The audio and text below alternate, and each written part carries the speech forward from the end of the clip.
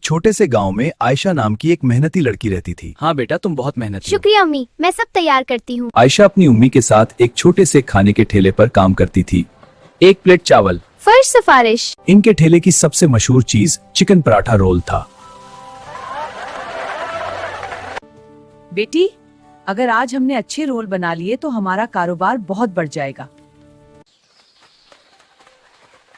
आयशा के हाथ का चिकन पराठा रोल तो वाकई लाजवाब है। अम्मी, आज हम सबसे बेहतरीन चिकन पराठा रोल बनाएंगे। सुबह सवेरे आयशा ने नरम पराठे तैयार किए, मजेदार मसालेदार चिकन बनाया, इसमें हरी चटनी, मायोनीज, प्याज और खीरे के बारीक टुकड़े डाले। रोल तैयार हुए तो उनकी खुशबू पूरे मेले में फैल गई। लोग खुशबू से खिंचे चले आए। कुछ ही देर में लंबी लाइन लग गई। बेटी, ये तो शहर के बड़े होटलों से भी ज्यादा मजेदार है। बेटी, हिम्मत न हारो, मेहनत करने वालों का अल्लाह साथ देता है।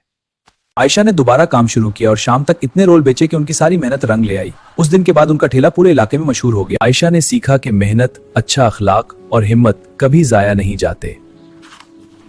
और यूं एक सादा सा चिकन पराठा रोल इनके ख्वाबों को हकीकत में बदल गया। वाह, मजा आ गया।